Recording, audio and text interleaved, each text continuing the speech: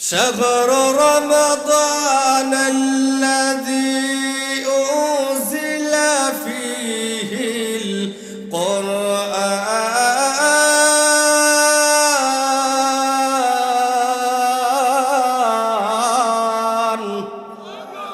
আল্লাহ বলেন শাহর রমাদান আল্লাযী উনজিলা ফীহিল কুরআন, পবিত্র মহামান্বিত মাস, বরকতওয়ালা মাস রমজানুল মুবারকে আল্লাহ কোরআন নাযিল করেছে।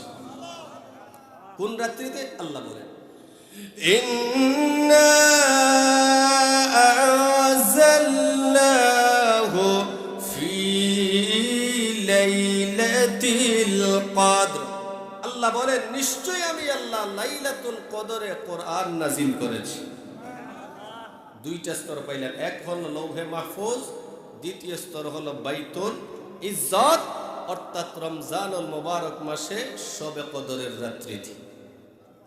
3 নম্বর স্তর হলো আল্লাহ 23 বৎসরে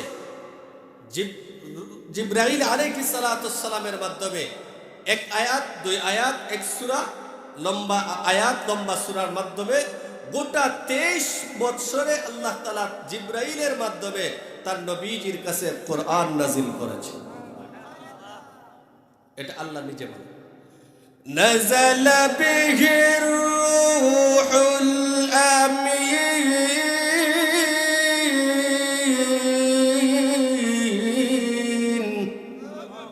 নাযালা বিহির রূহুল আমিন, নাযিল করেছেন রূহুল আমিন। জিবরাইলের একটা নাম হলো রূহুল আমিন। রূহুল আমিন জিবরাইলের ফেরেশতার মাধ্যমে আল্লাহ তাআলা নবীজির উপর গোটা 23 বছরে কোরআন নাযিল হয়েছে। আলা কলবিকা লিতাকুনা মিনাল মুযিরিন।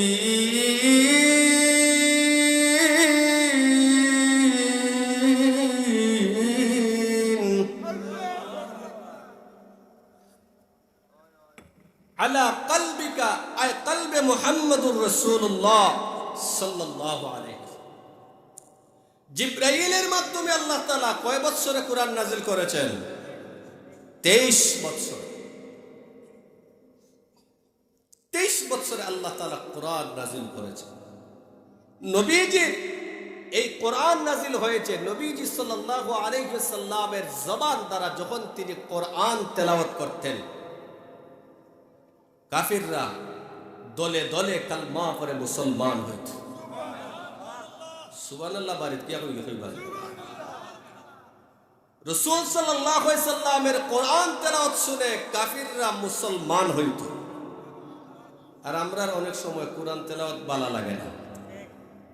কিতাবাল্লাহি ওয়া সুন্নাত রাসূল ও কামা ক্বালা আলাইহি الصلاة والسلام بارك الله لنا ولكم في القرآن العظيم ونفعنا وإياكم بالآيات والذكر الحكيم।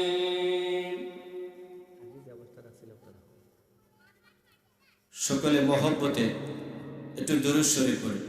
সাল্লাল্লাহু আলা সাইয়্যিদিনা ওয়া মাওলানা মুহাম্মদ ওয়া আলা আলিহি ওয়া আসহাবিহি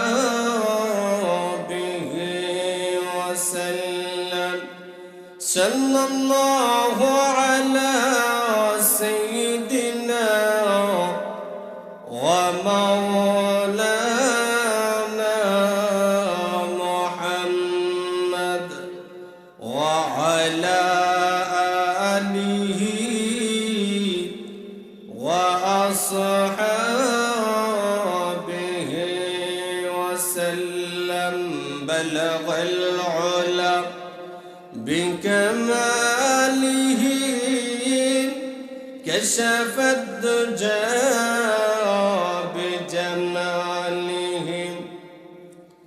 وسعت جميع خصاله صلوا عليه وآله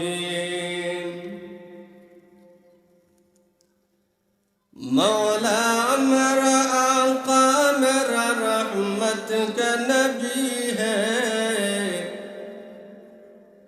مولا مرأى قمر رحمتك نبی ہے سرکار مدینہ ہے وہ ماہ عربی ہے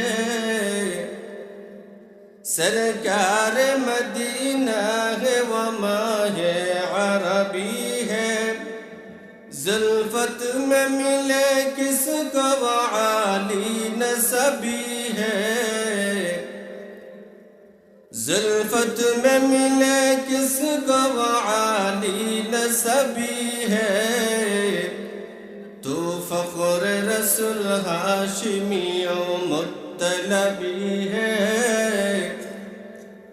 تو فخر رسول ہاشمی و مطلبی ہے اے شاہان جہاں سب ہے تیرے دل کی سوالی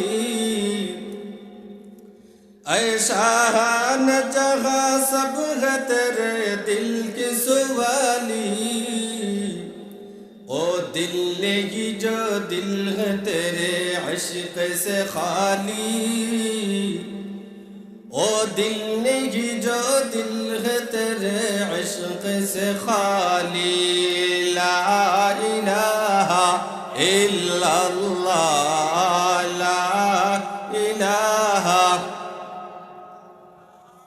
لا الہ الا اللہ لا الہ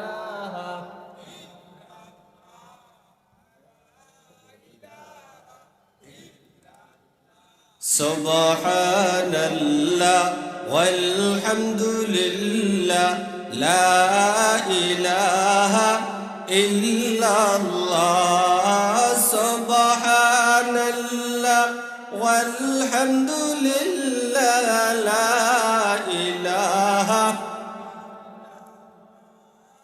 سبحان اللہ والحمد للہ لا الہ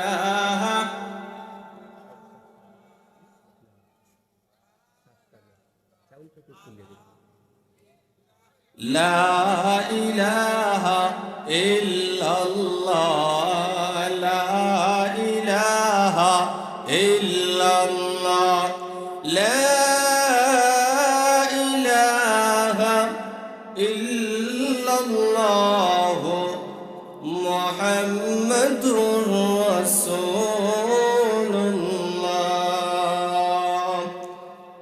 صلی اللہ علیہ وسلم আলহামদুলিল্লাহ ঐতিহ্যবাহী জাকিরপুর বাইতুন নূর জামে মসজিদের উদ্যোগে 23তম বার্ষিক ইসলামী মহাসম্মেলনে চলমান অধিবেশনের সম্মানিত মুহতারাম শ্রদ্ধাভাজন সভাপতি উপস্থিত জাতির মকর জাতির করুণাদার জাতির রাহবার হযরত উলামায়ে কেরাম পিতৃতুল্য মুরব্বিয়ানে আযম সমবয়সী যুবক বন্ধুগণ পর্দার আড়ালে অবস্থানরত আমার সম্মানিত শ্রদ্ধেয় মা ও বোনেরা মহান রবের দরবারে কালিমাতুশ শুকর আদায় করছি যে মহান আল্লাহ রাব্বুল আলামিন আমাকে আপনাকে জান্নাতের বাগানে দ্বীনি এই মুবারক মাহফিলে উলামায়ে কেরামদের মজলিসে আসার এবং বসার সুযোগ করে দিয়েছেন এজন্য রব্বে কাবার দরবারে উচ্চ আওয়াজে বলিষ্ঠ কণ্ঠে রবের কৃতজ্ঞতা জ্ঞাপন করি সবাই বলে আলহামদুলিল্লাহ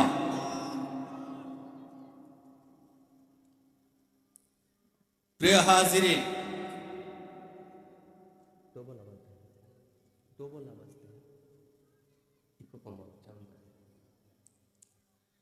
যেই হোক, আমি আপনাদের সামনে মহাগ্রন্থ আল কোরআনের একখানা আয়াত রাসূল করিম সাল্লাল্লাহু আলাইহি ওয়াসাল্লামের অসংখ্য অগণিত হাদিসের ভান্ডার থেকে একখানা হাদিস আপনাদের সামনে তেলাওয়াত করেছি। আলোচ্য আয়াত ও হাদিসকে সামনে রেখে নির্ধারিত সময়ের ভিতরে কয়েকটি কথা বলার চেষ্টা করব ইনশাআল্লাহ। প্রিয় হাজিরিন, আল্লাহ রাব্বুল আলামিন এই পৃথিবীতে 1 লক্ষ অথবা মতান্তরে 2,24,000 পয়গাম্বর দুনিয়াতে প্রেরণ করেছেন। আল্লাহ রাব্বুল আলামিন যত পয়গাম্বর দুনিয়াতে প্রেরণ করেছেন, হযরত আদম আলাইহিস সালাতু সালাম থেকে নিয়ে আমাদের নবী রাহমাতুল লিল আলামিন পর্যন্ত সমস্ত আম্বিয়া কেরামদেরকে আল্লাহ রাব্বুল আলামিনের পক্ষ থেকে আসমানে গ্রন্থ আল্লাহ তাআলা তার নবীদের কাছে অবতীর্ণ করেছিলেন। সমস্ত আম্বিয়া কেরামদেরকে আল্লাহ রাব্বুল আলামিন আসমানি কিতাব, আসমানি সহিফা নাজিল করেছিলেন। কিন্তু সমস্ত নবী আদম আলাইহিস সালাতু সালাম পৃথিবী জমিন থেকে বিদায় হয়ে গেছেন, কিন্তু ওনার সহিফা বা কিতাবের জিম্মাদারি আল্লাহ গ্রহণ করেন নাই। ধারাবাহিকভাবে আল্লাহ রাব্বুল আলামিন হযরত আদম আলাইহিস সালাতু সালাম থেকে নিয়ে ঈসা আলাইহিস সালাতু সালাম পর্যন্ত যত নবী আল্লাহ পাঠাইছেন, যাদেরকে আল্লাহ রাব্বুল আলামিন আসমানি গ্রন্থ সহিফা দিয়েছিলেন, নবীরা দুনিয়ার জমিন থেকে বিদায় হয়ে গেছেন, কিন্তু তাদের সহিফা বা কিতাবের জিম্মাদারি আল্লাহ রাব্বুল আলামিন গ্রহণ করেন নাই। তারা দুনিয়া থেকে বিদায় হয়ে গেছেন, কিছুদিন পরে তাদের কিতাবটাও দুনিয়াতে বিকৃত হয়েছে, পরিবর্তনের রূপরেখা হয়ে গেছে, এক পর্যায়ে শেষ হয়ে গেছে। কিন্তু আমার আপনার নবী রাহমাতুল লিল আলামিন আল্লাহ রাব্বুল আলামিন পৃথিবীতে প্রেরণ করেছেন শেষ নবী হিসাবে। আমার আপনার নবীর পরে আর কোন নবী আছে কি? একটু আওয়াজ দিয়ে বলেন, আছে কি? কিন্তু আমার আপনার নবীর পরে নবী নাই। কিন্তু যারা এই দুনিয়াতে দাবি করবে যে তারা নবী, এরা আসলে নবী নয়, এরা হলো বন্ড এবং প্রতারক নবী। ঠিক কিনা? প্রিয় হাজিরিন, আল্লাহ রাব্বুল আলামিন আমার আপনার নবী সমস্ত নবীদের সর্দার, সমস্ত নবীদের মধ্যে শ্রেষ্ঠ, যাকে বলা হয় ইমামুল মুরসালিন, সাইয়্যিদুল মুরসালিন, সাইয়্যিদুল কাউনাইন, আশরাফুল আম্বিয়া, শ্রেষ্ঠ নবী আমার আপনার নবীকে আল্লাহ রাব্বুল আলামিন আসমানি গ্রন্থদের মধ্যে শ্রেষ্ঠ একটা কিতাব দিয়েছেন, যেই কিতাবের নাম হলো মহাগ্রন্থ আল কোরআন। মহাগ্রন্থ আল কোরআন আল্লাহ রাব্বুল আলামিন তার শ্রেষ্ঠ নবীকে আল্লাহ রাব্বুল আলামিন সেই মহাগ্রন্থ, শ্রেষ্ঠ কোরআন, শ্রেষ্ঠ কিতাব আল্লাহ দিয়েছেন।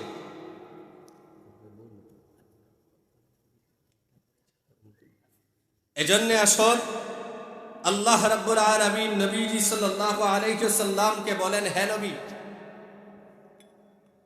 আমি আপনার উপর যেই কোরআন অবতীর্ণ করেছি, আপনি দুনিয়ার জমিন থেকে বিদায় হয়ে গেলেও এই কোরআনের জিম্মাদার, ধারক এবং বাহক স্বয়ং আমি আল্লাহ। সুবহানাল্লাহর আওয়াজ নাই?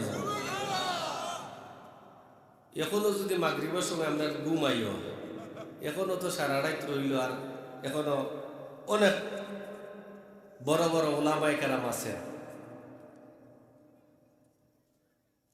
তো আল্লাহর নবীকে আল্লাহ বলেন, হে নবী, আমি আপনার উপর যেই কিতাব নাজিল করেছি, আপনি পৃথিবীর জমিন থেকে বিদায় হয়ে গেলেও এর জিম্মাদার আমি আল্লাহ। সুবহানাল্লাহ বলেন। আল্লাহ সেই কথাটাই আমার তেলাওয়াতকৃত আয়াতে আল্লাহ বলেন, ইন্না নাহনু নাযালনা যিকরা ওয়া ইন্না লাহু লাহাফিজুন। নিশ্চয়ই আমি আল্লাহ জিকির নাজিল করেছি এবং এর জিম্মাদার হেফাজতকারী হলাম আমি আল্লাহ। তো এখানে আল্লাহ জিকির নাজিল করেছেন বলছেন, তো কোরআনের আল্লাহ দায়িত্ব নিলেন কেমনে? আল্লামা আবুল মাআলি রাহমাতুল্লাহি আলাইহি তিনি বলেন যে কোরআনুল কারীমের সিফতি নাম প্রায় 55টি। কতটি? 55টি। কোন কোন বর্ণনায় কোন কোন উলামায়ে কেরাম বলেন 90 এর অধিক হলো কোরআনুল কারীমের সিফতি নাম। তো আল্লামা আবুল মাআলি বলেন মূলত হলো কোরআনুল কারীমের 5টি নাম। কয়টা? আমরা মানুষের মধ্যে দেখুন অনেক সময় দেরাত লম্বা নাম থাকে, আসেনি? একজন মানুষ যার নাম হলো সাইফুল ইসলাম তুহিন। সাইফুল এক নাম, ইসলামও এক নাম, তুহিনও আরেক নাম। ঠিক তেমনি ভাবে কোরআনের সিফতি নাম হলো 55 থেকে 90 এর অধিক। কিন্তু ইমাম আল্লামা আবুল মাআলি বলেন মূলত হলো কোরআনুল কারীমের 5টা নাম। কয়টা? নাম্বার 1, 1 নম্বর হলো আল কোরআন, 2 নম্বর হলো আল ফুরকান, 3 নম্বর হলো আয-যিকর, 4 নম্বর হলো আত-তানজিল, 5 নম্বর হলো আল কিতাব। সুবহানাল্লাহ বলেন। তো জিকিরের একটা অর্থ হলো ইন্না নাহনু নাযালনা যিকরা, জিকিরের এক অর্থ হলো আল কোরআন। জিকিরের এক অর্থ আল কোরআন। তো আল্লাহ বলেন, হে নবী আমি আপনার উপর কোরআন নাজিল করেছি আর এই কোরআনের জিম্মাদার আমি আল্লাহ গ্রহণ করে নিলাম। পৃথিবীর জমিনে এই কোরআনকে ধ্বংস করে দেওয়ার জন্য যেভাবে পৃথিবীর সূচনা লগ্ন থেকে কাফিররা ষড়যন্ত্র করেছে, কিয়ামত তক পর্যন্ত করবে। এই জন্য আল্লাহ বলেন, হে নবী যারাই অতীতে এবং পূর্বে ভবিষ্যতে কোরআনকে নিয়ে ষড়যন্ত্রের দাপে আগাইবে আমি আল্লাহ তাদেরকে ধ্বংস করে দিব, কারণ এই কোরআনের জিম্মাদার আমি আল্লাহ। এখন আসুন, এই কোরআন আল্লাহ কেন নাজিল করেছেন, কিভাবে নাজিল করেছেন, কার উপর নাজিল করেছেন এবং এই নাজিল হওয়ার কারণটা কি, কেন নাজিল করেছেন? মুফাসসিরে কেরাম বলেন কোরআনুল কারীম 3 দফায়, 3 তবকায়, 3 স্তরে নাজিল হয়েছে। কয় তবকায়? 3 তবকায়।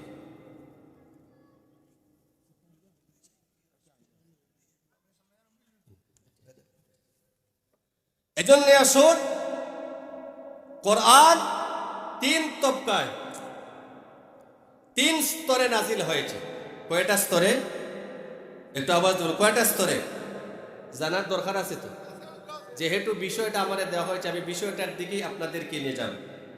এজন্য আমাদের জানার দরকার কোরআনুল কারীম 3 তবকায়, 3 স্তরে আল্লাহ নাজিল করেছেন। 2 স্তরে, 2 তবকায় আল্লাহ রাব্বুল আলামিন একসাথে কোরআন নাজিল করেছেন। আর একটা স্তর গোটা 23 বছরে আল্লাহ তাআলা কোরআন নাজিল করেছেন। সুবহানাল্লাহ হইতা না? আমার যদি আপনারা একলা ওয়াজও লাগাই দেই তাহলে ওয়াজ হইতো না। আপনারও আমার লগে হান্না হইতে হইব, তবে একটা জুস বাড়বে। 1 নম্বর হলো 3 তবকার 1 নম্বর হলো প্রথমে আল্লাহ তাআলা একসাথে কোরআন নাজিল করেছেন। আল্লাহ রাব্বুল আলামিন একসাথে যে কোরআন নাজিল করেছেন এটা সংরক্ষণ করেছিল, সংরক্ষিত অবস্থায় ছিল লৌহে মাহফুজে। সুবহানাল্লাহ। লৌহে মাহফুজে আল্লাহ প্রথমে কোরআন সংরক্ষিত করেছেন। এটা হলো প্রথম স্তর। আল্লাহ নিজেই কোরআনে বলেন, বাল হুয়া কুরআনুম মাজিদ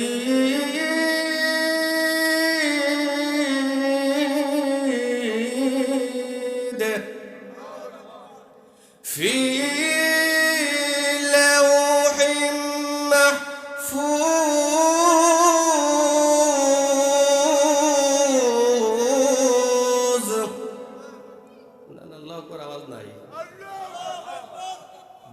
হুয়া কুরআনুম মাজিদ ফি লাউহিম মাহফুজ। আল্লাহ প্রথম স্তরে কোরআন সংরক্ষিত করেছেন, একত্রে নাজিল করেছেন লৌহে মাহফুজে।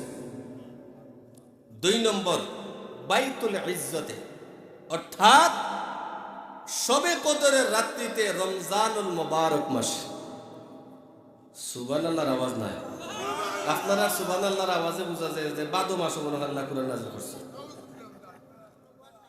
অর্থাৎ রমজানুল মুবারক মাসে শবে কদরের রাত্রিতে আল্লাহ বলেন, ঠিক কি না? আবু জেহেল, উতবা, শাইবা, নজর ইবনে হারেস নবীজির কোরআন তেলাওয়াত না শুনলে তারা ঘুমই আসতো না। একটা কাফির কোরআন তেলাওয়াত না শুনলে তাদের ঘুম আসে না। আর আমরা মুসলমানের ঘরে কোরআন শরীফ যে ওই যে বিয়ার সময় তাকে উপর রাখছে আর বার করেও দেখছেও না, ঠিক কি না? বিয়ার সময় এখন পাইছি লগে এখন আনছির বেঠিয়ে মনে হচ্ছে যে হরু বাড়ির মানুষে কইব না যে আমি নমাজি। ও যে তৈছিল আর নাই, আসেনি এমন সমাজ অবস্থা। যাই হোক না, মোবাইল শরীফ তো এখন বর্তমানে এটা তো মানে ভাই সারা রাত যায়, একদিন না দেখলে এটার খাজা আদায় করে 12 দিন সকাল, ঠিক কি না? যাই হোক, ওরকম যদি আপনারা মাতিতে মজার ওয়াজ হইবা না খাইতে হইতেন। কারণ আমি তো আপনারা সন্তান, আপনারা এই এলাকার বাদ খাইছি, গণমহাবন লেখাপড়া করছি, আপনারা এখন আপনারে মায়া মহব্বত করে ডাকেন, আমিও আপনারা ডাকে হাজিরা দিই, এটুই আমার সবচেয়ে পাবো। যাই হোক, যেই কথাটা বলতেছিলাম, কাফিররা কালেমা কোরআনের তেলাওয়াত শুনে তারা ঘুমাইতো না। একবার বড় লিডাররা কয় যে আর মুহাম্মদের কালেমা গ্রহণ, এই মুহাম্মদের কোরআন তেলাওয়াত শোনা যাবে না। তারা বলতো কেন? কারণ মুহাম্মদ সাল্লাল্লাহু আলাইহি সাল্লামের তেলাওয়াত শুনে কাফিররা মুসলমান হইত। এদের মধ্যে উল্লেখযোগ্য একটা কাফির ছিল যার নাম হলো নজর ইবনে হারেস। সে ব্যবসায়ী ছিল, সিরিয়া যাইতো ব্যবসায়।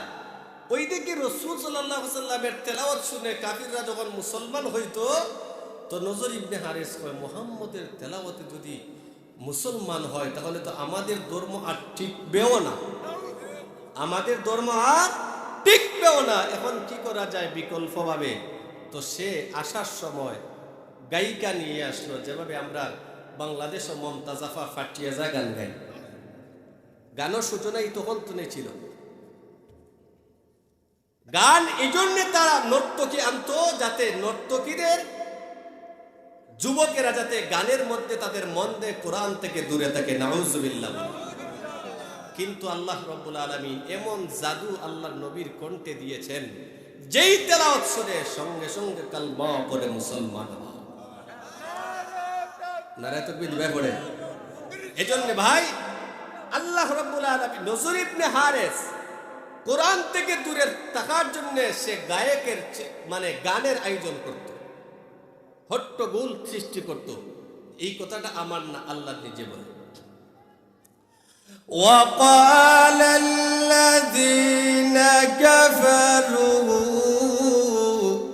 لا تسمعوا لهذا القرآن والغوا فيه لعلكم تغلبون.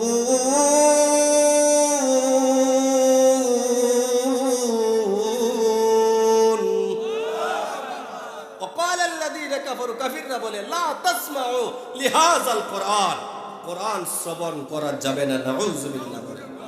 ওয়াল গাউ ফিহি, তারা হট্টগোল করত কি কার কিসের মাধ্যমে? নর্তকী না গানের মাধ্যমে। আমরা দেশে গান আছে না। এখন যদি আজকের জাকিরপুর ওয়াজ না হই, এখানে কইতালে রুনা লায়লা আর মমতা যাইব, ইয়া মালিক জায়গা দেওয়া গেল না, ঠিক কিনা? সংসদ একটা পবিত্র স্থান, সেখানেও মমতাজাফা ফাটিয়া যায় শব্দটা কইছে।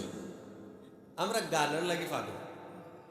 ওয়াজ মাহফিল আইনা যার সুরবালা আছে দেখি তুই টান টুন দেই তে আমরা আছি, নাইলে নাই, নাইলে আপনার ওয়াজ হোক আমরা নাই, ঠিক কিনা? এইরকম মন মানসিকতা নিয়ে ওয়াজে আসলে কোনো ফায়দা নাই, ঠিক কিনা? ওলামায়ে কেরাম একটা কথা বললে সেখানে যদি একটা কথা আমলে নিতে পারি, দুনিয়া আখিরাত উভয় জগতেই লাভবান। কাফিররা, বলছিলাম যে কাফিররা নবীজির তেলাওয়াত শুনে মুসলমান হইত, এমনকি হযরতে উমর, আল্লাহ, হযরত উমর বলেন ইসলাম গ্রহণ করার আগে আমি নবীজি যখন কোরআন তেলাওয়াত করতেন কাফিররা কালেমা পড়ে মুসলমান হইত, এবং নবী ইসলামের দাওয়াত দেয়, এক আল্লাহর দাওয়াত দেয়, মূর্তি পূজার বিরুদ্ধে বলে, বিদায় মুহাম্মদকে এই দুনিয়াতে আর রাখব না। নাউজুবিল্লাহর আওয়াজ নাই? হযরত উমর বলেন একদিন গভীর রাতে একদিন মুহাম্মদ যখন, কারণ দিনের বেলায় তাকে আক্রমণ করলে মানুষ দেখবে, বিদায় দিনের বেলায় মুহাম্মদকে হত্যা করতে পারব না। কোন সময়? রাত্রিবেলায় নির্জনে সুযোগ খুঁজতেছেন হযরত ওমর, কিন্তু কোনো সুযোগ পান নাই।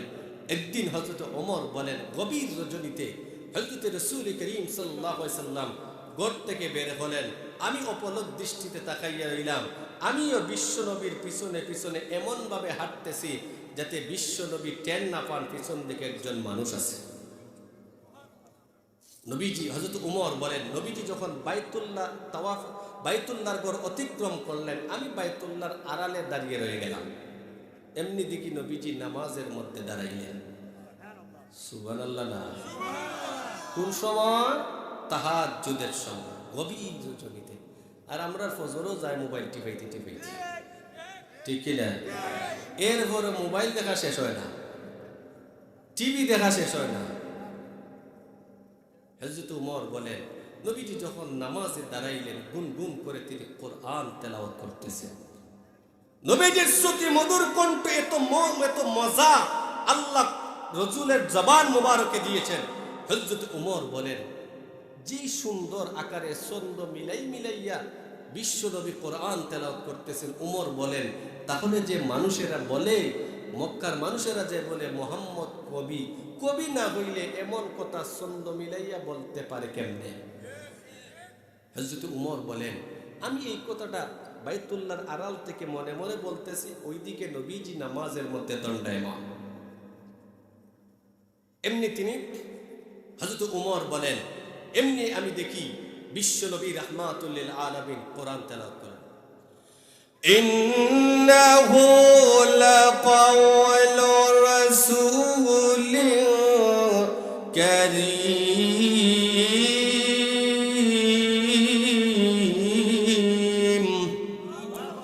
ওয়া মা হুয়া বিকাউলি শাইর قليلا ما تؤمنون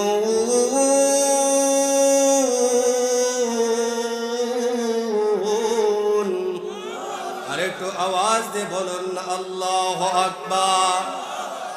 হযরত ওমর বলেন আমি মনে মনে ধারণা করে